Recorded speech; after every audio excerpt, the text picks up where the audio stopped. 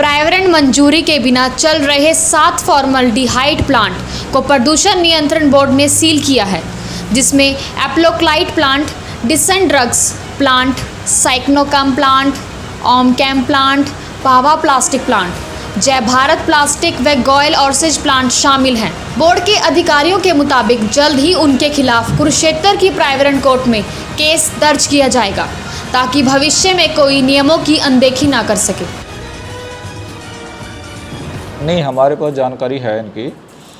इसमें जब भी कोई इंडस्ट्रियल यूनिट हमारे पास अप्लाई करता है, हम उनसे अंडरटेकिंग लेते हैं कि आप के ऊपर EIA नोटिफिकेशन लागू होती है कि नहीं होती है, क्योंकि जो EIA नोटिफिकेशन एक ब्रॉड एस्पेक्ट है, उसमें जो अंडरटेकिंग यूनिट को देनी होती है हम इसमें कवर हैं। अगर वो कवर होते तो हम उसकी एप्लीकेशन ही एंटरटेन नहीं करते। तो इन्होंने हमें रॉन्ग अंडरटेकिंग दी हुई है कि ये एनवायरनमेंट क्लियरेंस में कवर नहीं होते। फिर उसके बाद भी जो हमने NOC वगैरह इनको जारी करी है, वो भी कंडीशनल जारी करी है कि आप के ऊपर अगर एनवायरनमेंट क्लियरेंस लागू है तो आपको ये लेनी पड़ेगी। बस मैं मोटा मोटी बात करूं तो 9 यूनिट हैं जो एनवायरनमेंट क्लियरेंस 2006 के तहत कवर्ड है। इनमें से 2 यूनिट ऐसे थे जो कि अभी स्थापित हुए थे, चले नहीं थे, तो उनकी तो क्लोज़र की कोई कार्रवाई बनती नहीं, क्योंकि वो कभी चले नहीं। तो उनकी बाकी हमने NOC उनकी विड्रॉ कर ली है। उसके अलावा जो 7 यूनिट है उनके ऊपर हमने क्लोज़र एक्शन ले लिया। हाँ, मेरी नॉलेज में भी आया था, और इसके बाद जैसे ही मेरे पास कंप्लेंट टेलीफोनिक में, मैंने इमीडिएटली अपने फील्ड ऑफिसर्स को भेजा इनको चेक करने के लिए। तो इसमें से मेरे को मेरे ख्याल से 2 यूनिट हमें मिले थे जो सील तोड़ के चला रहे थे। हमने उनको रीसील कर दिया दोबारा से, और उसके ऊपर जो लीगली कार्रवाई होगी सील तोड़ने की, वो जो पहले की कार्रवाई है उसके साथ जोड़ दी जाएगी। उसके अलावा कि वो दोबारा से सील तोड़ के ना चले, हमने डबली इंश्योर करा, उनके बिजली कनेक्शन हमने कटवा दी। मैं तो टेक्निकली ही आपको बता सकता हूँ, इनको एनवायरनमेंट क्लियरेंस लेनी पड़ेगी, उसके बाद ही फिर हम इनको अलाउ कर पाएंगे। इन सबका जो है कमीशनिंग पीरियड अलग अलग है, कोई एक साथ सारे एस्टेब्लिश नहीं हुए थे। कोई 2010 का भी है, 12 के भी, 18 के भी 2-3 प्लांट हैं, 2018 में आए थे, 17 में आए थे।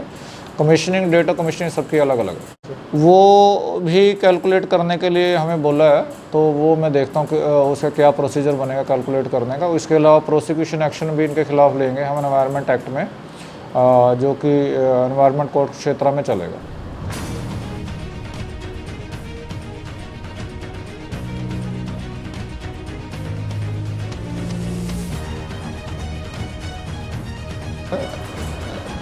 ये जो फॉर्मल्डिहाइड प्लांट है, बेसिकली ये हमारे पास एनवायरनमेंट इम्पैक्ट असेसमेंट नोटिफिकेशन है 14 सितंबर 2006 की।